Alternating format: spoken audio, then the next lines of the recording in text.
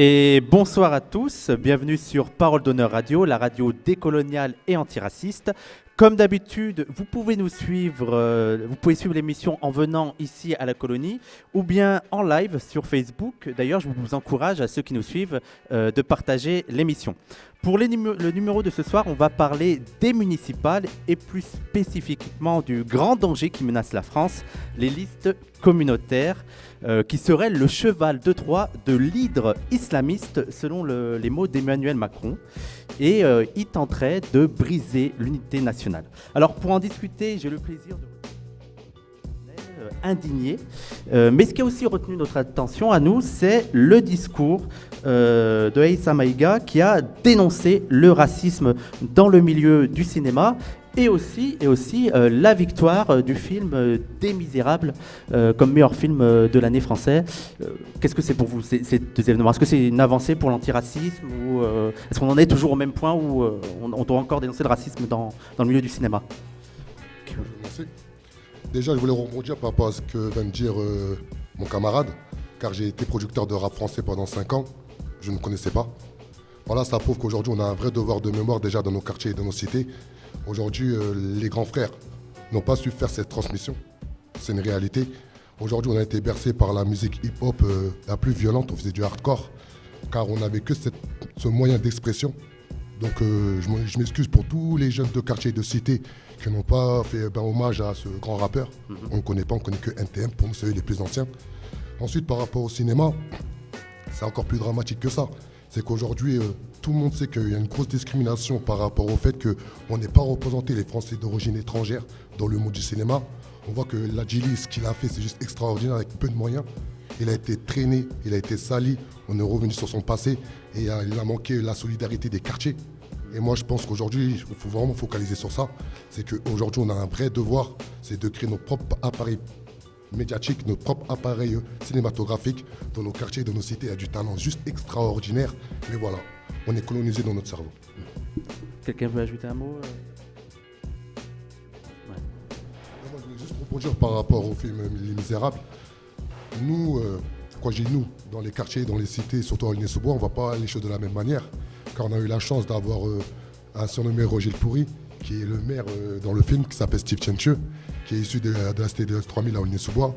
Et lorsque le film il est sorti, par rapport à la récompense, on va dire, populaire, on l'a plus ressenti comme une victoire de base et ouvrir des portes à d'autres personnes, se dire que voilà, s'il a dit, il a réussi à le faire, avec peu de moyens, avec une réalité qu'on vit au quotidien, tout ça avec des scénarios. On n'a que ça dans nos quartiers, on n'a que ça dans nos cités. Voilà, par rapport au logement, par rapport à la sécurité, par rapport à l'environnement, l'écologie, par rapport à la culture, on parle de ça. Et voilà, au final, il faut voir le verre à moitié plein. Bon, pour ma titre personnelle, comme il a dit, c'est des bobos qui font une réunion entre eux. La vérité, on ne regarde pas ça dans les cités. Nous, voilà, on a eu des frères, des sœurs qui se sont organisés, qui ont pu montrer à la France entière que c'est possible. Voilà, la deal, il a été clair. La révolution partira des banlieues. Et je suis un révolutionnaire et fier de l'être. Et voilà, moi, je pense, certes, il faut pointer du doigt comme tu l'as si bien fait, avec une belle allocution, j'aime ça. Et voilà, maintenant, moi, je pense qu'il faut vraiment qu'on élève le débat, se dire maintenant, nous, la majorité silencieuse, les Français d'origine étrangère, comment se réapproprier notre territoire, se dire qu'on est français, qu'on a les mêmes droits de tout à chacun, de pouvoir s'impliquer et créer notre système parallèle démocratique. Car on est dans un régime républicain, l'aristocratie, c'est la République. Et il faut la bazarder. On va finir notre revue d'actualité avec la troisième information. Là, on va se rendre en Belgique pour parler d'une coutume bien particulière là-bas, les carnavals aux costumes racistes. Alors, on a déjà parlé ici des festivals dans lesquels les participants pratiquaient le blackface, c'est-à-dire qu'ils se grimaient en noir. Il faut d'ailleurs noter le grand travail de nos camarades de Bruxelles Panthère pour sensibiliser sur cette question. Eh bien, nous avons pu voir dernièrement qu'il n'y avait pas seulement des pratiques négrophobes, mais aussi des pratiques antisémites, puisqu'on a vu un char et des costumes véhiculant tous les préjugés et stéréotypes antisémites. Donc, c'est des pratiques très choquantes. Et la question que je voudrais me poser, c'est comment on peut expliquer une telle décomplexion, le fait que des gens puissent faire ça tranquillement presque. pense qu'il y a des problèmes à cet égard structurels qui sont propres à la Belgique et qui me sidèrent absolument. J'avoue, j'en parle aussi parce que j'en viens. Je suis arrivé de Bruxelles hier matin où j'ai passé quelques jours, j'ai participé à un événement là-bas. Et j'ai discuté évidemment avec les camarades des Bruxelles Panthères et d'autres militants. Il y a une organisation là-bas, qui est une organisation étatique qui est censée lutter contre le racisme, qui s'appelle UNIA. UNIA, quand il y a eu ces blackface, ces caricatures négrophobes qui bestialisaient, qui animalisaient, qui ridiculisaient les Noirs, les faisaient passer pour des bêtes sauvages, des monstres, ils n'ont rien fait. Habituellement, en France, le standard, il y a tout de même un double standard, lorsqu'il s'agit d'antisémitisme, et là, souvent, les organisations de ce genre se bougent un petit peu. UNIA, face à l'antisémitisme, n'a rien fait non plus. Ils n'ont pas levé le petit doigt. Ils ont dit oui, ce n'est pas très bien, mais ma foi, la loi nous permet de rien faire, etc. C'est les traditions, il faut que les gens s'assoient autour de la table pour discuter ensemble. Vous voudriez qu'un juif s'asseye face à un type déguisé en uniforme SS et qu'ils discutent l'un avec l'autre. C'est ça que demande UNIA. C'est une abomination, c'est une abjection. Je pense que UNIA est une farce. UNIA n'attaque personne en justice, ils attaquent les gens pour racisme anti-blanc. C'est une organisation de la suprématie blanche. UNIA est une farce. UNIA est une blague. UNIA doit être dissoute. Il faut un petit travail intéressant avec le testing, en montrant, en objectivant, en mettant des chiffres sur les discriminations en Belgique. Ça peut être très bien fait en prenant cet argent qui est utilisé pour financer des hauts fonctionnaires, des blancs belges, prendre cet argent, le donner pour des doctorants, notamment des doctorants noirs, arabes en Belgique, grosse communauté congolaise, grosse communauté nord-africaine, grosse communauté d'Afrique centrale. Donner cet argent à des doctorants qui pourraient travailler, faire ce travail mieux qu'eux, avec des millions ou des milliers, des centaines de milliers d'euros que brasse cette organisation inutile, raciste. Voilà ce que je pense. Je pense qu'UNIA ne devrait pas exister. C'est une organisation qui est là pour attaquer les antiracistes et pour applaudir les racistes, quels qu'ils soient, les antisémites, les négrophobes, les islamophobes. UNIA est un scandale, une abjection. On a un petit peu l'équivalent en France. On a en France certaines associations aussi. Au moins en France, on critique leur philosémitisme, etc. Mais au moins, ils critiquent les antisémites. Là, ce sont véritablement des partenaires des nazis, des négrophobes, des islamophobes. Ils travaillent main dans la main et ils s'applaudissent. Merci Norman. Je pense qu'il y a... Il me chauffe, Norman. Norman, arrête, Norman. Je pense qu'il n'y a pas besoin de rajouter, c'était très bien pour ça. Et on va finir avec une dernière... Vas-y, Adama. Ça me tient vraiment à cœur, car j'ai vu Franco dans la salle. Avec Franco, on était parti à Dunkerque, en France, où le blackface il est pratiqué. On est parti jusqu'à là-bas, où on a eu une pression institutionnelle incroyable par rapport à la police nationale, la police municipale, les habitants. On les vidéos à la minute, des insultes racistes extraordinaires, imagination incroyable. Et moi, ce qui me fait mal aujourd'hui, c'est que dans nos cités, on n'en a rien à cirer de ça. Le blackface, ça ne touche pas à la vérité. Pourquoi ? Voilà. Pourquoi ? Car on manque d'instruction populaire. Car on ne sait pas que le blackface a été créé au XVe siècle pour déshumaniser, comme il a dit, les Français, les personnes de couleur ébène. Car j'aime pas la sémantique noire, pour moi, c'est une sémantique, c'est une insulte. C'est une réalité. Lorsque aujourd'hui on voit que des footballeurs se sont grimés, que ça n'a pas fait bouger les jeunes de quartier, les jeunes de cité, non. Car aujourd'hui, quand j'explique à Franco, on ne va pas dans les quartiers, on ne repart pas dans les cités, on refait de l'instruction populaire, d'où vous venez, c'est quoi vos origines, soyez fiers d'être africains.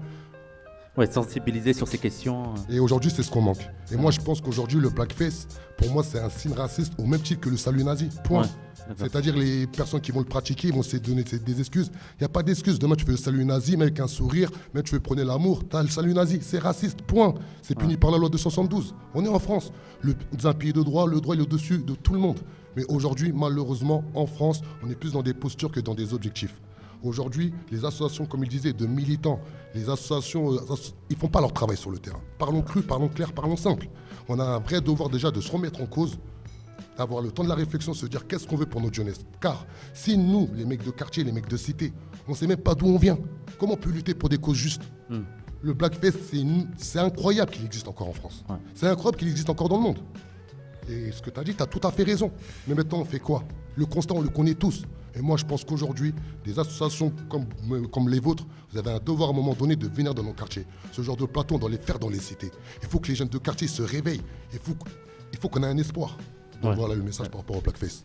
Éric Marlière, vous voulez ajouter un point? Alors, information à vérifier, il me semble que dans la banlieue de l'Espagne, à une cinquantaine de kilomètres, il y a eu aussi un carnaval de ce Voilà, type. c'est incroyable. Donc ça annonce un climat assez Voilà, c'est incroyable. rugueux. Je pense qu'on peut, dans toute l'Europe, naviguer et Ouais. trouver l'équivalent. Voilà.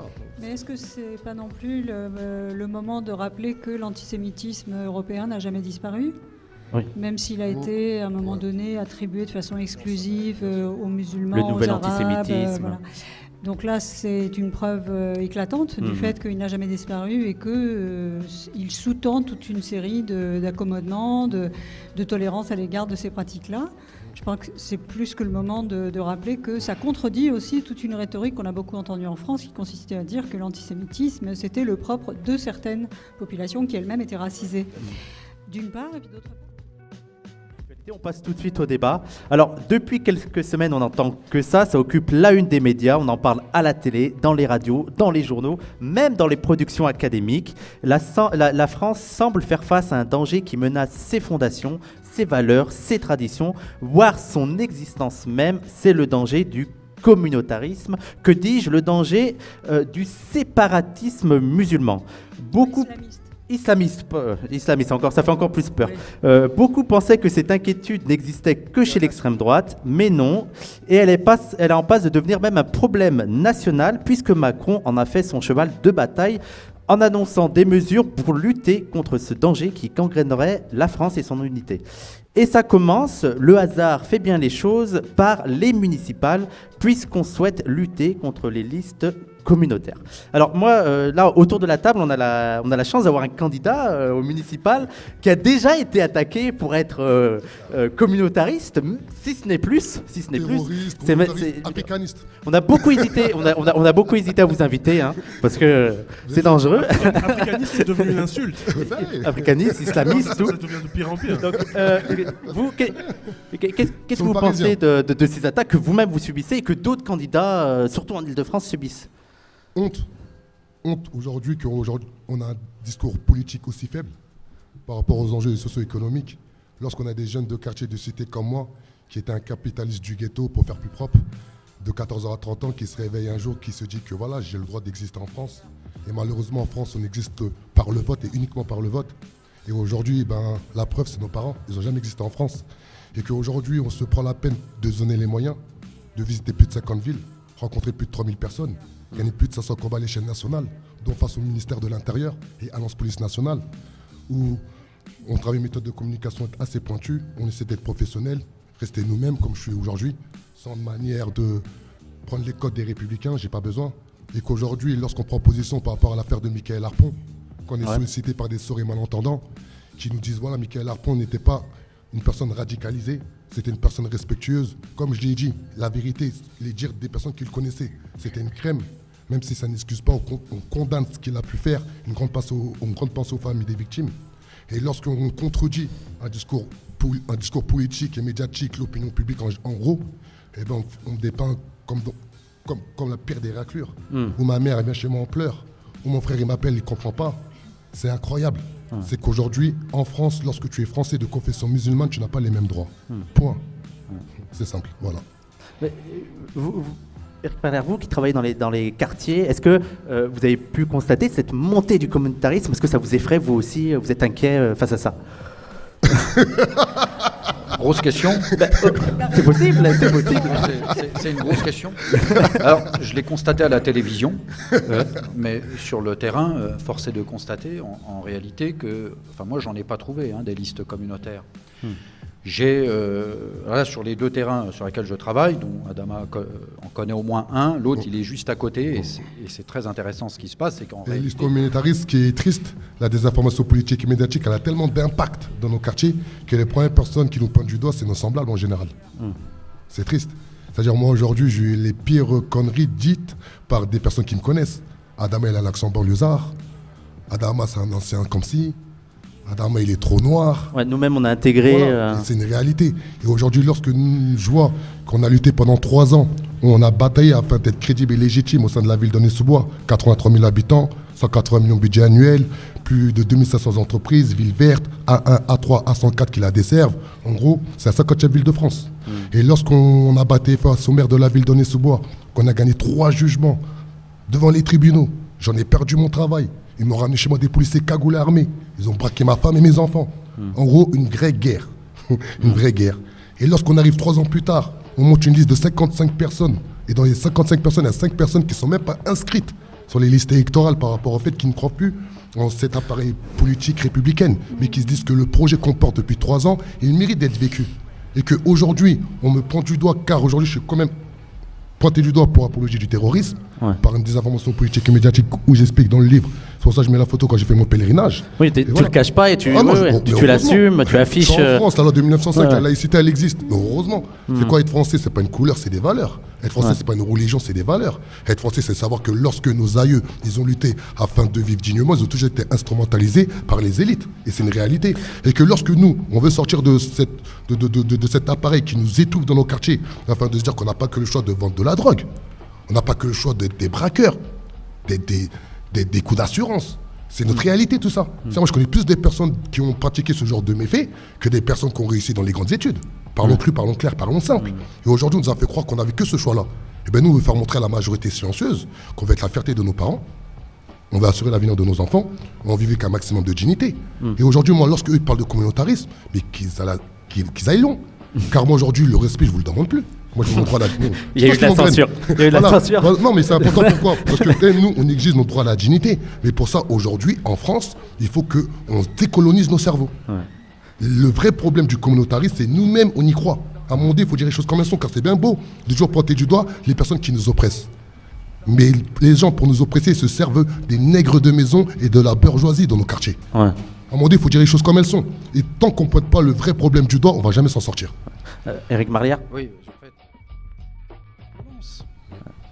c'est très important de rappeler ça, c'est que y a une génération qui a essuyé les plâtres de ce point de vue-là, et en fait, quand on remonte aux années 80, l'injonction c'était, ok, on veut bien que vous existiez, donc les lendemains de 1983, la marche pour l'égalité contre le racisme, c'était de dire, vous allez faire la sous-traitance en fait des quartiers.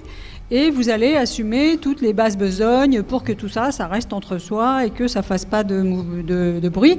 Et vous aurez quelques prébendes, quelques petites compensations. Et c'était essentiellement dans le milieu associatif que ça se passait. Donc en fait, la logique de dépendance, elle n'a jamais été rompue, puisqu'en fait, ça dépendait des subventions. Donc la dépendance financière a été le seul espace dans lequel quelque chose pouvait se passer. Qu'à un moment donné, il y en ait qui aient voulu s'émanciper politiquement et dire mais nous avons une parole à faire valoir politiquement, y compris au sein des partis qui existaient à l'époque, dont on pouvait encore penser qu'ils étaient à gauche, mais bon, après, ça c'est la grande désillusion du passage du siècle, que certains aient pu croire que c'était possible, effectivement, ils se sont retrouvés brisés. C'est-à-dire, dans ma génération, puisque c'est celle à laquelle tu fais référence, ceux qui maintenant ont autour de la soixantaine, c'est vraiment un champ de ruines, quoi. C'est-à-dire des personnes qui ont été brisées, qui ont été convaincues qu'en fait elles n'avaient pas de valeur, qu'elles n'avaient pas de légitimité. Donc comment on fait une transmission politique lorsqu'on considère que de toute façon ce qu'on a dit ou ce qu'on a pu faire, qu'on n'est pas d'ailleurs forcément fier de ce qu'on a pu faire, parce qu'il a fallu transiger, parce qu'il a fallu, y compris à un moment donné, sauver sa peau, littéralement. Donc moi, il me semble que sur cette question-là, ce qui change radicalement, c'est le fait que ce soit des sans-peur aujourd'hui qui se retrouvent face aux organisations politiques, c'est-à-dire des personnes qui disent « mais moi, j'en ai rien à faire de vos intrigues. J'ai bien l'intention d'y aller. » Ça, c'est un changement radical de discours, de paradigme. Et donc, là-dessus, je pense que j'avais un autre truc à dire, mais du coup, c'est mieux que... Il va rebondir, ça va faire un peu... Là, je pense que le visage que vous montrez, il n'a rien à voir avec celui que... ça ne veut pas dire qu'à l'époque, ils n'étaient pas combatifs. Ça veut dire qu'il y a eu une croyance, il y a eu une confiance, il y a eu des gens qui ont cru que c'était possible et qui ont été, mais littéralement, laminés pendant 2, 3, 4 décennies. Alors, je rajoute juste un truc qui rejoint ça. Est-ce que l'une de ces évolutions, c'est pas aussi le fait que vous vous engagez de plus en plus de façon autonome et sans rejoindre les partis? Non, mais elle a tellement dit la vérité, j'ai envie de l'appeler camarade aujourd'hui. Non, pourquoi? Car elle a tout à fait raison. Nos grands frères et nos grandes sœurs, quand ils sont rentrés en politique, ils avaient une vraie volonté de vouloir faire bouger les choses. Ils ont été instrumentalisés, et un an, ça les a tués, ça les a cassés.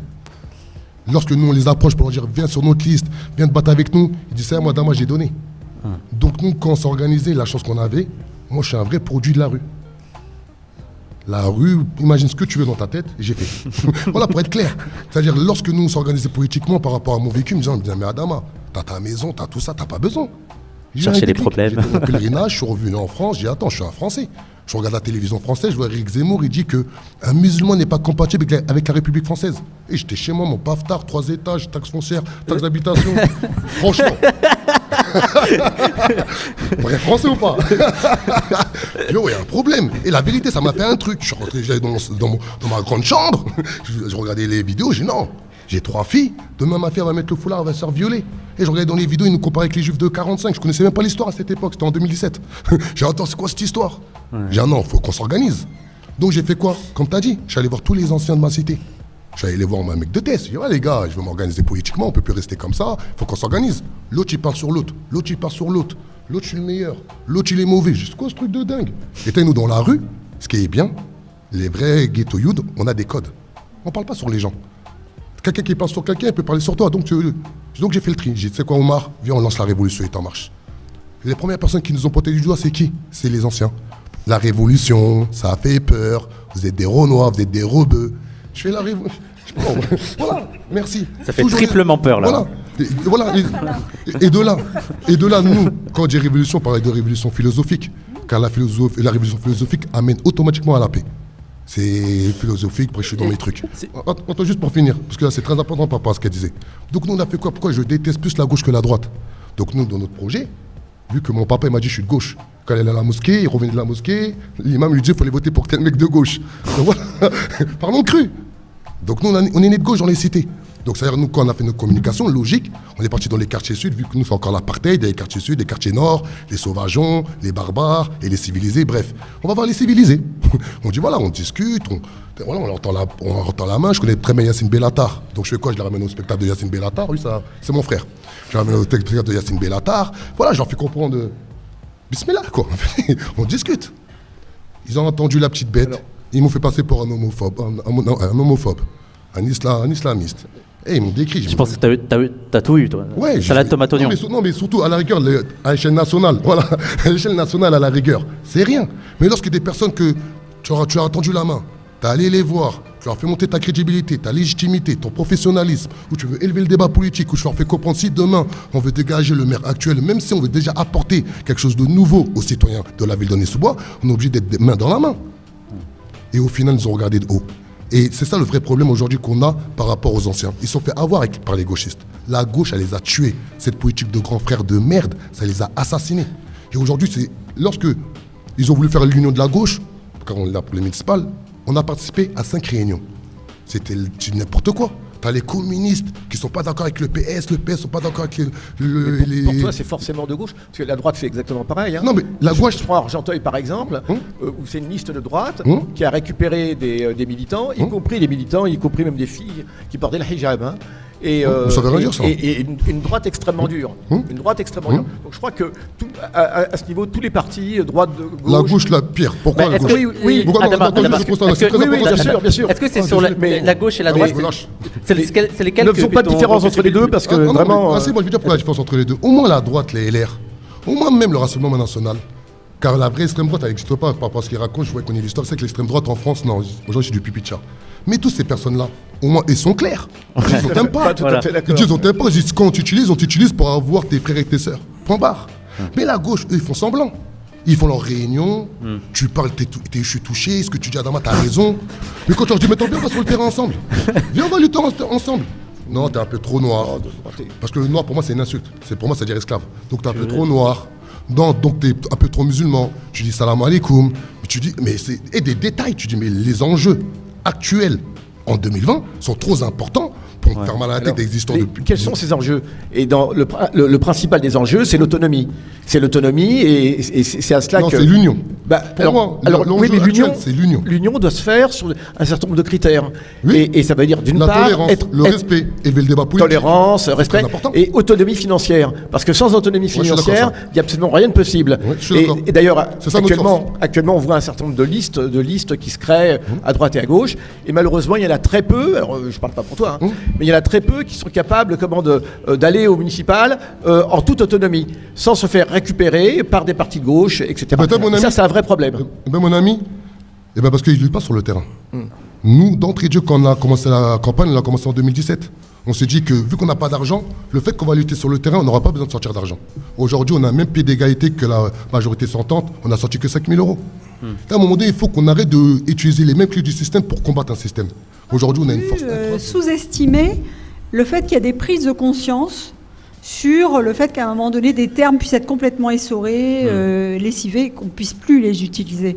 Donc il faudra voir effectivement à la fin des municipales ce que ça donne, hein, parce que vous n'allez pas accréditer évidemment la thèse des listes communautaristes.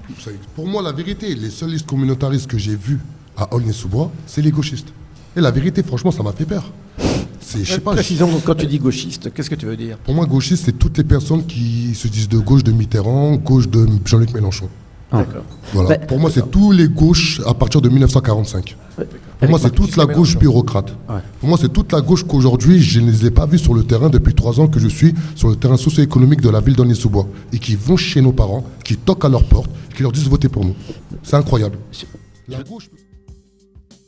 à Bobigny, non, je pense. J'ai visité plus de 50 villes, dans toutes les villes où je suis allé. Je suis allé à Nîmes, on m'a mis en garde à vue. Tu imagines, depuis que je lutte à l'échelle nationale afin d'accompagner la majorité silencieuse, j'ai été interdit de 5 conseils municipaux. UDI, Bobigny. Aulnay-sous-Bois, LR. Pierrefitte, la gauche. C'est les mêmes. Saint-Denis, les communistes. Ça ne veut rien dire tout ça. C'est qu'aujourd'hui, ces personnes-là, lorsqu'ils nous regardent, comme vous dites depuis tout à l'heure, ils nous regardent comme des sauvageons, comme des barbares. Ils sont encore dans la théorie du naturaliste, de Darwin, du naturaliste. Et eux, c'est les civilisés. C'est-à-dire, lorsque tu es un dealer, lorsque tu es un braqueur, lorsque tu es dans ton rôle que le système t'a donné, il n'y a pas de problème. Mais lorsque tu te dis, attends, moi je m'appelle Adama Traoré, je porte le poids de toute la France sur mes épaules, car je suis une nationalité française, et que j'ai envie de donner une autre direction à mon existence, aujourd'hui, tu n'es pas dans ton rôle. C'est quand tu restes pas à ta place. J'ai fait plus de 22 passages face à des magistrats du siège en même pas 1 an et demi. Plus de 10 gardes à vue. On a gagné 6 jugements. Et aujourd'hui, on ne me dit pas encore comme un terroriste. Tu as juste allé sur Internet. C'est incroyable. Pourquoi aujourd'hui, nous, citoyens français humanistes, moi je m'en fous des couleurs, de tout ça, la vérité. On a un devoir de se dire, c'est quoi ce qu'on veut définir comme système parallèle. Il faut que ça soit eux face à nous. Et à un moment donné, s'il faut mettre la cagoule et les gants, je le dis clair. Ça serait... Non mais, attention. C'est une image. C'est une image. Il faut me calmer, moi, il faut faire des signes. Non, attention, non. J'ai eu peur, moi j'ai des grosses histoires comme ça. Tu nous fais peur. Adama, tu nous fais peur, là. Non, moi je suis un humaniste. Tremblons. Non, je suis un humaniste, aucune mort de justice. RG, au cas où. Voilà. Non, dans le sens, c'est qu'aucune mort ne justifie la paix. Mais moi, à titre personnel, je suis prêt à mourir pour mes convictions. Moi, quand j'ai fait la révolution, j'ai gagné 6 000 € par mois. J'ai lâché toute ma vie, j'ai donné ma vie au peuple. C'est un choix de vie. Moi, je suis un vrai révolutionnaire. Je pars du principe que l'humain, il est né bon. C'est le système qui le rend mauvais.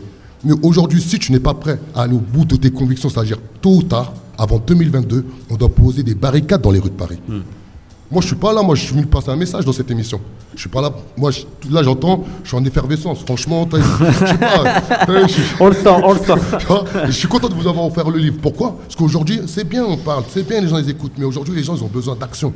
Ils ont besoin de prise de décision. Car entre la conscientisation et l'action, il y a la prise de décision. Et aujourd'hui, avec rien, quelqu'un prend la décision d'être acteur de sa vie. Mais aujourd'hui, ce qui manque. On sent.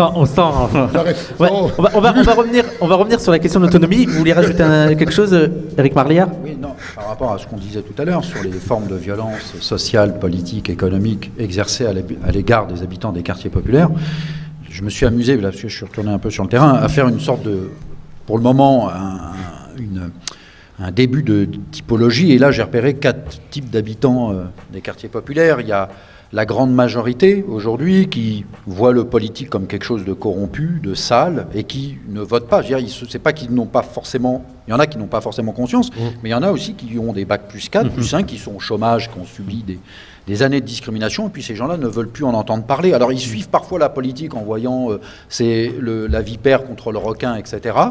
Et certains même d'entre eux sont aujourd'hui même dans une... Je ne veux pas mettre de guillemets, mais ils sont aussi dans un regard conspi de la situation, en disant de toute façon, nous, on est des victimes, parce qu'on est musulmans, on nous veut du mal, etc. Et ça a créé des dégâts, ces formes de répression. Ensuite, il y a la génération dont je parlais tout à l'heure, c'est-à-dire des gens brisés dans la désillusion, qui sont... Parfois, ils sont encore dans l'action, mais ils s'agitent dans le vague.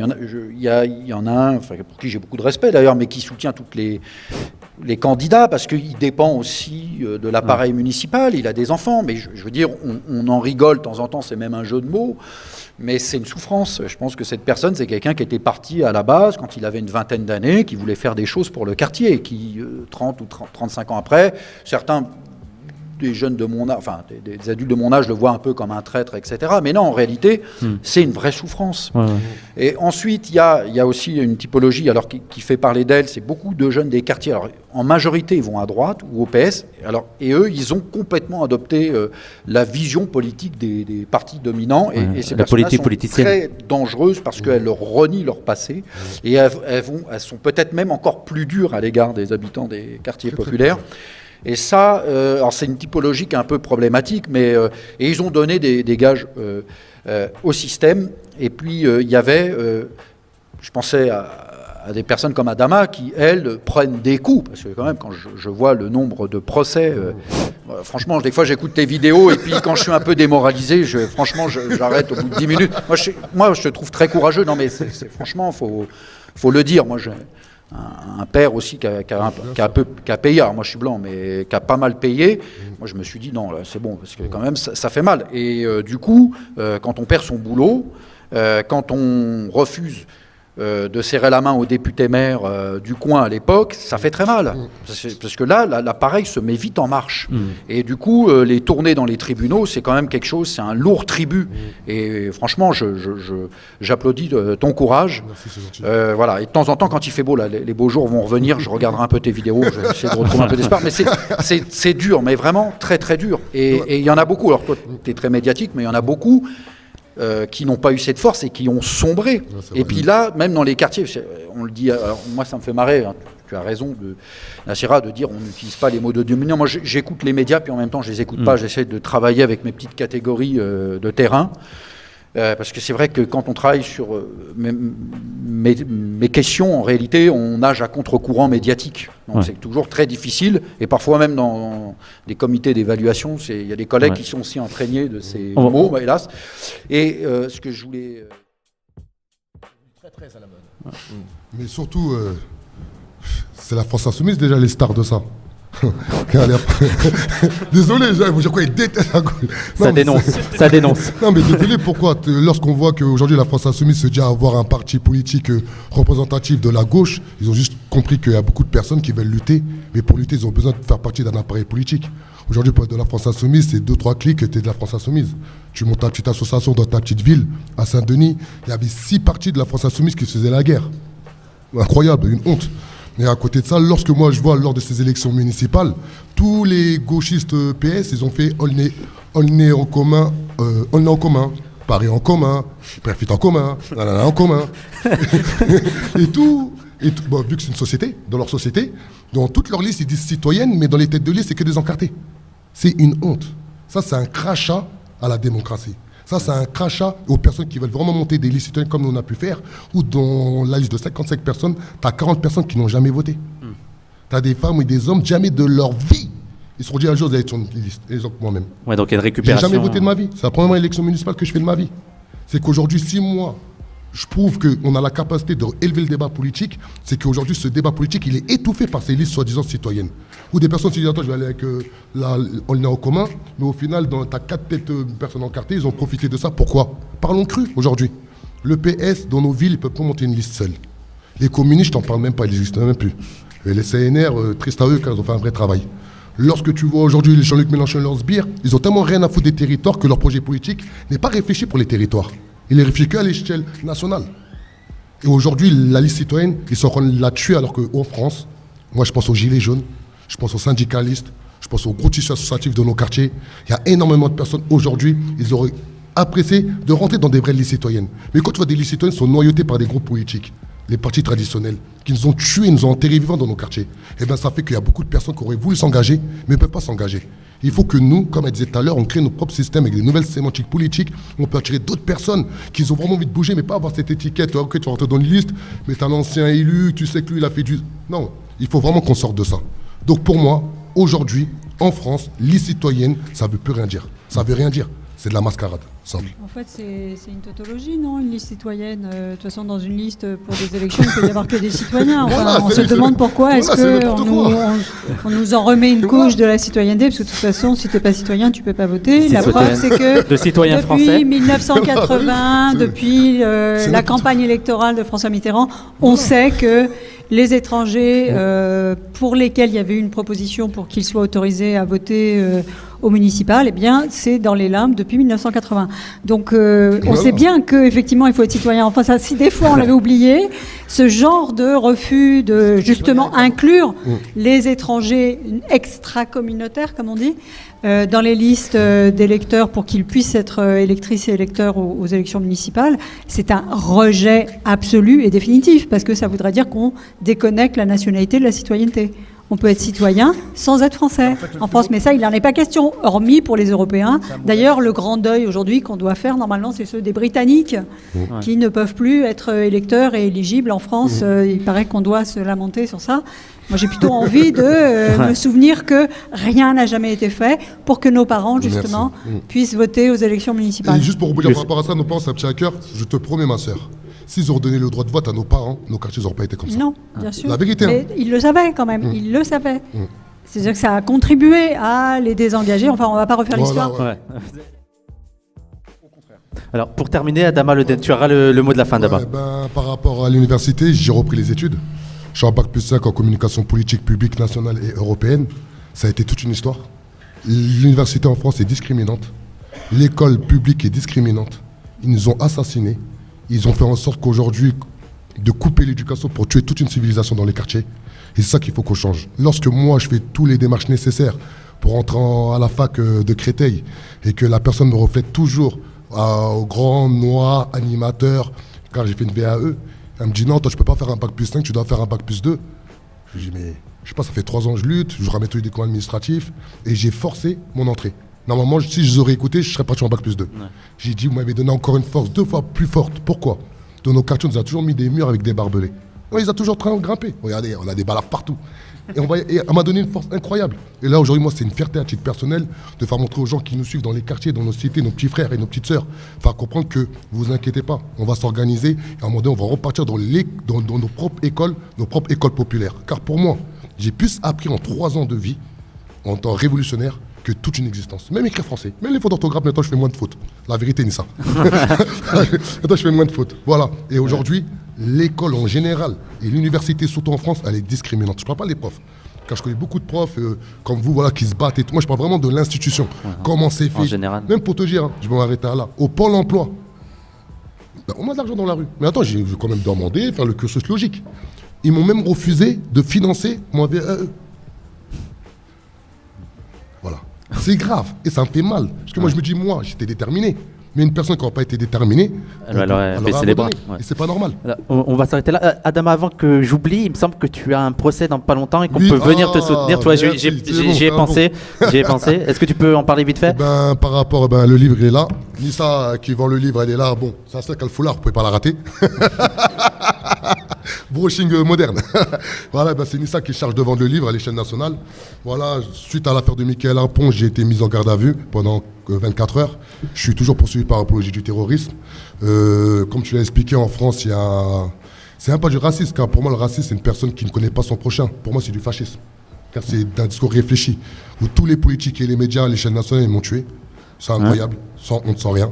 Dont Jean Misséa, qui est le porte-parole du Rassemblement National, qui s'occupe de la campagne de 2022 de Marine Le Pen, où il a osé mettre ma photo lorsque j'étais à l'Assemblée Nationale. Quand on a essayé quand même de tendre la main à la France Insoumise, à Corbière, j'étais comme ça qu'on lui criait dessus.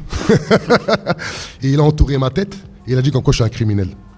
En parallèle, Marine Le Pen avait pris une photo avec l'attentat de Bayonne, avec la personne qui a tiré sur 2 frères, Fragilité légère. Voilà.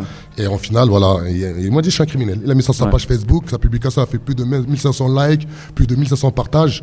Donc on a porté plainte, on a fait une citation directe, on a battu pour trouver son adresse, on a réussi à trouver son adresse. Et là, le jugement de fixation, c'est le 24 mars. D'accord. Et on peut venir te soutenir. Non, c'est pas on veut. Il faut. À un moment donné, on est là à se plaindre. Quel tribunal, Le tribunal de grande instance de Paris. À quelle heure? C'est à 13h30. 13h30. Pourquoi? Car c'est un message fort, faut qu'on passe à la France. C'est qu'aujourd'hui, dans nos quartiers, on existe. On ne va plus aujourd'hui dénoncer des choses sans être dans des objectifs. Lui, il va être condamné, c'est une certitude. Il a mis criminel Adama Traoré sur les réseaux sociaux, il va être condamné. Ça doit être le début du commencement. Nous, on va pour la présidentielle. On a fait les européennes, on fait les municipales, on va aller à la présidentielle. C'est une certitude. On aura nos 500 signatures. Car tant qu'on ne fait pas montrer à cette oligarchie, à cette aristocratie, notre capacité de s'organiser, ils ne vont jamais nous respecter. Il faut qu'on arrête, on a tout autour de la table. On a nos philosophes, on a nos intellectuels, on a nos déterminés. Il est les trois. Il est les trois. On a nos militants, on a nos présentateurs, on a nos lieux, on a tout. Aujourd'hui, pour moi, entre la conscientisation et l'action, il y a la prise de décision. Et beaucoup ont peur. Et les sentiments d'un révolutionnaire, il bannit la peur et la tristesse. Moi, il y a deux choses, la vérité, ça... Pour moi, une personne qui, exemple, Balkany, la vérité, il aurait fini ses jours en prison, rien à foutre. À un moment donné, même voilà, pas une petite tristesse. Voilà, rien. La vérité, rien. Et pour te dire, j'étais même dégoûté que sa femme, elle l'a pas suivi. Sa femme. On va finir sur eux là. Ouais. On va s'arrêter là. Donc merci Adama Traoré, merci Norman Ajari, Eric Marlière, Nassira Ghenif et Youssef Boussouma. Avant de vous quitter, je vous rappelle que PDH Radio Parole d'honneur est un média 100% décolonial mais aussi 100% autonome. On ne vit que grâce aux dons des gens qui nous suivent. Donc si vous voulez nous soutenir, vous pouvez le faire à l'adresse qui s'affiche sur l'écran. Et ceux qui sont dans le public, si vous voulez faire des petits dons. Et tu vends des livres, c'est ça aussi? Ah, c'est elle.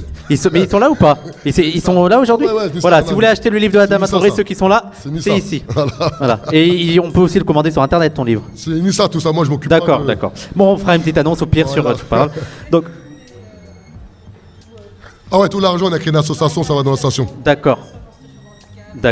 Ah bah super, voilà, donc tout l'argent est reversé à une association pour les... D'accord. Bah voilà, il me reste plus qu'à vous souhaiter une bonne soirée et on se donne rendez-vous dans un mois pour le prochain Parole d'honneur radio. Au revoir.